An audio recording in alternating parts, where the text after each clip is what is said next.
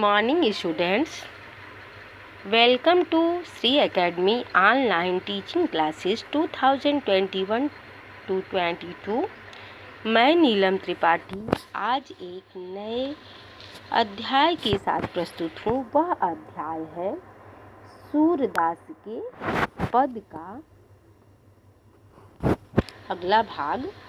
आज बच्चों हम पद नंबर 3 को पढ़ेंगे। इस पद को पढ़ने के पश्चात इसके शब्दार्थ को जानेंगे और तत्पश्चात भावार्थ की तरफ अग्रसर होंगे। तो आइए इस पद को पढ़ते हैं। हमारे हरिहारिल की लकड़ी, मन क्रम बचन नंद नंदन उर, यह दृढ़ कर पकड़ी। जागत सोवत स्वप्न दिवस निशिकान्ह कान्ह जकरी। सुनत जोग लागत हैं ऐशो ज्यों करुई ककरी। सूतो व्याधि हमको लय आए, देखी सुनी न करी। यह तो सूरत नहीं लय सौ पोजिन के मन चकरी। प्रस्तुत पंक्तियों का शब्द अर्थ है हरि यानी ईश्वर, हारिल यानी पक्षी, लकड़ी का अर्थ है लकड़ी, मन क्रम मन और क्रम से, वचन यानी वचनों से, नंद नंदन नंद अर्थात नंद बाबा के, नंदन यानी पुत्र श्री कृष्ण जी, उर का अर्थ है हृदय, दृढ़ जोर से मजबूती से, पकड़ी का अर्थ है पकड़ना, जागत का अर्थ है जागना, सुवत का अर्थ है सोते रहना, स्वप्न स्वप्न, दिवस दिन, निश का अर्थ है रात, कान्ह कान कान्हा कान्हा, जकरी मतलब पुकारना। करुई ककरी, करुई ककरी का भी अर्थ है कड़वी ककड़ी। जोग का अर्थ है योग, व्याधि का अर्थ है रोग। सुनी न करी का अर्थ है न सुनना न करना। चकरी यानी चंचल, मन चकरी यानी इस शब्द का अर्थ है जिसका मन चंचल हो। ले सौंपों का अर्थ है ले जाकर सौंपें। आइए इसके भावार्थ को भी देखते हैं। प्रस्तुत पंक्तियों में उद्धव से गोपियां कहती हैं कि हे उद्धव जी, हमारे लिए तो श्री कृष्ण जी हारिल पक्षी की लकड़ी के समान है। जिस तरह से हारिल पक्षी अपने पैरों में तिनके को हमेशा लिए रहता है, वह तिनके से अलग नहीं होता, उसी तरह से हम सभी गोपियाँ श्री कृष्ण से कभी भी अलग नहीं हो सकते। अर्थात हमारे लिए श्री कृष्ण हारिल पक्षी की लकड़ी के समान है, जो हमारे हृदय में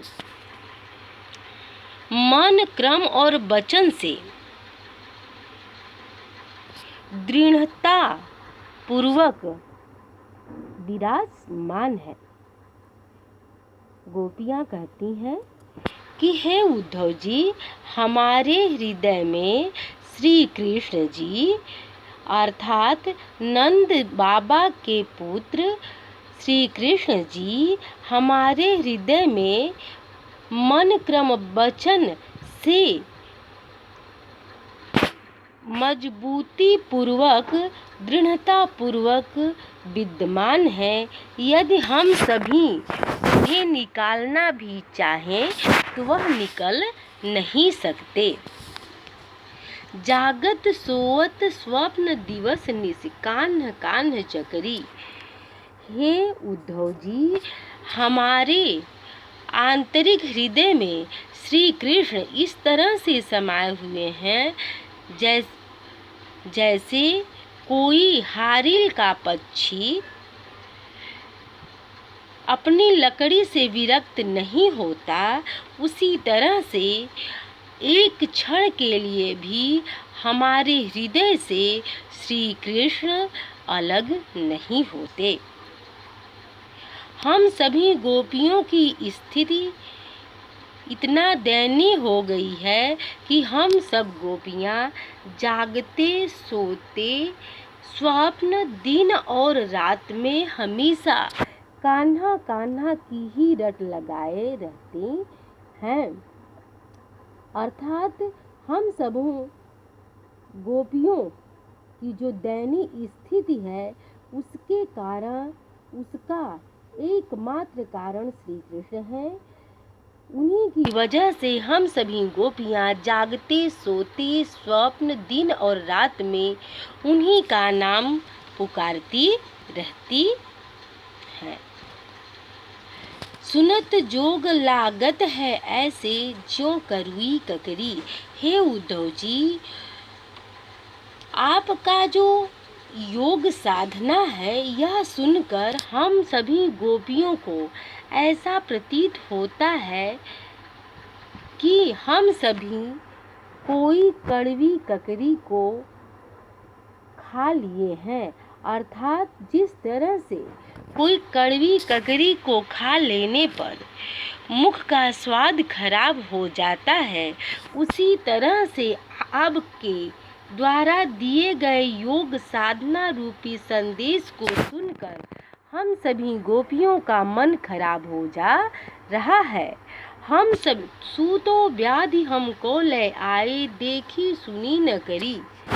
हे उद्धव जी, आप न जाने कैसा रोग हम सभी गोपियों के लिए ले आए।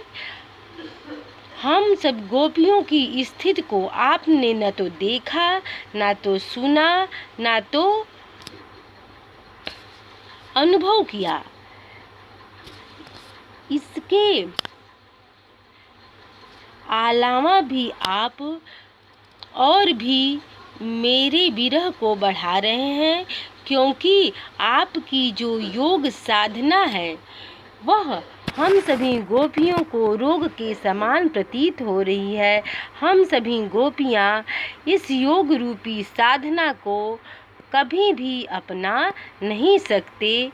हम सभी गोपियों ने इसे कभी न तो देखा है, न तो सुना है, न तो भोगा है। यह तो सूरति नहीं लय सौपो। हे उद्धव जी, आप ऐसे व्यक्ति को यह योग साधना रूपी संदेश दीजिए जिसका मन अस्थिर है, अर्थात चंचल है, जो दोनों ज्ञान को, प्रेम ज्ञान और निर्गुण ब्रह्म ज्ञान को स्वीकार करने की क्षमता एक साथ रखता है। हम सभी गोपियों की स्थिति ऐसी नहीं है। हम सब इस योग रूपी ज्ञान को स्वीकार नहीं कर सकते। आशा है बच्चों आप सभी लोग इस पद के भावार्थ को समझे होंगे। आइए इसके विस्तृत अर्थ को भी पुनः देख लेते हैं। उपरोक्त पंक्तियों में गोपियाँ उद्धव से कहती हैं कि हे उद्धव, जिस प्रकार हारिल पक्षी अपने पंजों से लकड़ी को मजबूती के साथ पकड़े रहता है, लकड़ी को ही अपने जीवन का आधार समझकर उसे कभी गिरने नहीं देता है, उसी प्रकार कृष्ण भी हम गोपियों के जीने का आधार हैं। हमने अपने मन, कर्म व वचन से नंद बाबा के पुत्र श्री कृष्ण को ही अपने जीने का आधार माना है। हमारा रोम रोम सोते जागते दिन रात स्वप्न में भी श्री कृष्ण का ही नाम जपता रहता है। इसलिए गोपियों को उद्धव का योग संदेश किसी कड़वी ककड़ी के समान लगता है। अर्थात वह कहती हैं, हे उद्धव जी, यह योग साधना ऐसे व्यक्ति को दीजिए जिसका मन चंचल है। हम सब गोपियों के बस के बाहर है। मैं इस योग साधना को अपना नहीं सकती। आशा है बच्चों आप सभी लोग इस पद के अर्थ को समझ गए होंगे। आइए अगले पद को देखते हैं। हरि है राजनीति पढ़ी आए, समुझी बात कहत मधुकर के, समाचार सब पाए। इक अति चतुर हुते पहले ही, अब गुरु ग्रंथ पढ़ाए। बड़ी बुद्धि जानी जो उनकी, जोग संदेश पठाए। ऊधो भले लोग आगे के, परहित डोलत ढाए। अब अपने मन फेर पाई है, चलत जुहूते चुराए। ते क्यों अनीति करें आपुन जे, और अनीति छुड़ाए। राज धर्म तो यह सूर, जो प्रजा न जाहि सताए। प्रस्तुत पंक्तियों का शब्दार्थ है राजनीति का अर्थ है राजनीति, शास्त्र पढ़ी का अर्थ है पढ़ना, समुझ का अर्थ है समझना, हरि का अर्थ है भगवान, मधुकर का अर्थ है भौरा, उद्धव रूपी भौरा। समाचार का अर्थ है समाचार, चतुर का अर्थ है चालाक, गुरु ग्रंथ गुरु के द्वारा पढ़ाया गया ग्रंथ, बढ़ी बुद्धि बढ़ी हुई बुद्धि, जोग संदेश योग रूपी संदेश, पर हित दूसरों के हित के लिए, डोलत मतलब दौड़ जाना चलना करना, मन फेर मन को बदलना, चुराए यानी चुरा लेना, अनीति अनैतिक कार्य, अनीति छुड़ाए अनीति से छुड़ाना, राज धर्म राजा का धर्म, प्रजा न जाहि सताया प्रजा के द्वारा सताया न जाना। तो आइए इन पंक्तियों के भावार्थ को समझते हैं। प्रस्तुत पंक्तियों में गोपियाँ उद्धव जी से कहती हैं कि हे उद्धव जी, ऐसा प्रतीत होता है कि यह जो आपके हरि हैं वह अत्यधिक राजनीति शास्त्र में दक्ष हो गए हैं, वह राजनीति शास्त्र को पढ़ लिए हैं, इसलिए सारे समाचार को जानते हुए भी वह उद्धव रूपी भौरे को भ्रमर को हम सभी गोपियों की विरह वेदना को बढ़ाने के लिए योग रूपी संदेश के साथ उद्धव जी को भेजे हैं। गोपियाँ उद्धव जी से कहते हुए कहती हैं कि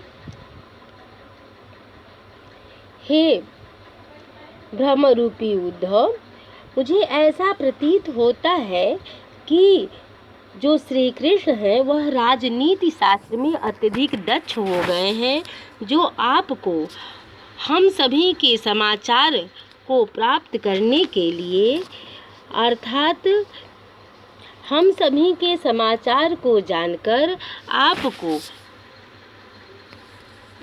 हमारे पास भेजे हैं योग साधना रूपी संदेश को लेकर।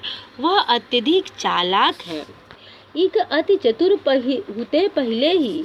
गोपियाँ कहती हैं एक तो पहले ही बहुत ही अधिक वह चालाक है कि वह हमारे हृदय को जाते समय ही लेकर चले गए, और इसके बाद भी उनका मन नहीं भरा कि वह और अत्यधिक पीड़ा पहुँचाने के लिए आपके माध्यम से गुरु ग्रंथ को पढ़ा रहे हैं, अर्थात योग रूपी ग्रंथ को हम सभी गोपियों के लिए भेजे हुए हैं। हे उद्धव जी, ऐसा लगता है कि उनकी बुद्धि अत्यधिक बढ़ गई है, जो हम सभी गोपियों के लिए योग रूपी संदेश का पाठ पढ़ा रहे हैं। हे उद्धव जी, पहले के लोग ही बहुत अच्छे थे, जो दूसरों के हित के लिए दौड़ जाते थे, किंतु अब के लोग अच्छे नहीं रहे। पहले वह हमारे हृदय को अपने वश में कर लेते हैं, फिर इसके बाद भी पीड़ा पहुँचाने के लिए वह योग रूपी संदेश को आपके माध्यम से हमारे पास भेज देते हैं, अर्थात वह अत्यधिक चालाक हो गए हैं। पहले के लोग अच्छे और सरल होते थे, जो अपने स्वजन के साथ ऐसा नहीं करते। स्वजन को छोड़ो, दूसरे लोगों के साथ भी ऐसा व्यवहार नहीं करते। अब अपने मन फेर पाई है, चलत जुहुते चुराए। हे उद्धव जी, आप ही बताइए कि हम सभी गोपियाँ अपने मन को पुनः वापस कैसे प्राप्त करें, जो श्री कृष्ण जाते समय ही हम सभी के मन को चुरा कर चले गए। तो आप ही बताइए कि हम सब किस मन से आपके इस योग रूपी साधना को सीखें। ते क्यों अनिति करें आपुन। यह सब जानने के बाद भी आप इस तरह की योग साधना का ज्ञान देकर हमारे ऊपर अनैतिक क्यों कर रहे हैं, अनैतिक कार्य क्यों कर रहे हैं। आपको तो श्री कृष्ण को समझाना चाहिए और इस अनैतिक कार्य से हम सभी गोपियों को छुड़ाना चाहिए, क्योंकि श्री कृष्ण हमारे ऊपर अनीति कर रहे हैं। पहले वह हम सभी को प्रेम जाल में बांधे और इसके बाद वह हम सभी को पीड़ा पहुंचाने के लिए योग रूपी साधना का संदेश देने के लिए आपको भेजे हैं। आपको हम सभी गोपियों का यह विरह वेदना समझनी चाहिए और श्री कृष्ण को समझाना भी चाहिए कि गोपियाँ आपके प्रेम के बिना अन्यत्र कहीं शांति महसूस नहीं कर पा रही हैं। हे उद्धव जी, राजा का धर्म तो यह होता है कि उसके द्वारा प्रजा की देखभाल की जाए, उसकी सुख समृद्धि के बारे में सोचा जाए, प्रजा उसके द्वारा सताया न जाए। किंतु यहाँ तो उल्टा ही हो रहा है। यहाँ राजा के द्वारा ही हम सभी गोपियाँ, प्रजा रूपी गोपियाँ सताई जा रही हूँ। हे उद्धव जी, आप ही बताइए कि किस मन से इस योग साधना को हम सभी गोपियाँ अपने आंतरिक हृदय में आत्मसात करें, अर्थात हम सभी गोपियाँ श्री कृष्ण के प्रेम में इतने निर्लिप्त हो गए हैं कि पुनः यदि अपने मन को फेरना भी चाहें तो पुनः फेर नहीं सकते। इसलिए हे उद्धव जी, आप श्री कृष्ण को समझाइए और उनके द्वारा किया हुआ अनीतिपूर्ण कार्य को समाप्त करवाइए और हम सबको जल्दी श्री कृष्ण का दर्शन हो, कुछ ऐसा कीजिए। तो आशा है बच्चों आप सभी लोग इस पद के भावार्थ को समझ गए होंगे। आइए इसके अर्थ को भी विस्तृत समझ लेते हैं। उपरोक्त पंक्तियों में गोपियाँ कहती हैं कि उद्धव तो पहले से ही चालाक है। कृष्ण के द्वारा उसे राजनीति का पाठ पढ़ाने से वह और भी चतुर हो गए हैं और अब वह हमें छल कपट के माध्यम से बड़ी चतुराई के साथ श्री कृष्ण के द्वारा भेजा हुआ योग संदेश दे रहे हैं। गोपियाँ व्यंग्यपूर्ण तरीके से कहती हैं कि कृष्ण ने बहुत ही अधिक राजनीति पढ़ ली है और अब वो किसी चतुर राजनीतिज्ञ की तरह हो गए हैं, इसलिए स्वयं न आकर उन्होंने उद्धव को हमारे पास भेज दिया है योग का संदेश लेकर। अर्थात हम सब गोपियाँ भी किसी से कम नहीं है। श्री कृष्ण की यह चालाकी भरी बात को भली भांति समझते हैं। हम सभी गोपियाँ उनकी योग रूपी साधना को नहीं सीख सकती। हम सभी गोपियों की स्थिति अत्यंत विरह वेदना से परिपूर्ण है। हम सभी चाहें भी कि योग साधना को स्वीकार कर ले तो यह संभव नहीं है। तो आशा है बच्चों आप सभी लोग इस पाठ के भावार्थ, अर्थ, शब्दार्थ और सार को समझ गए होंगे। धन्यवाद।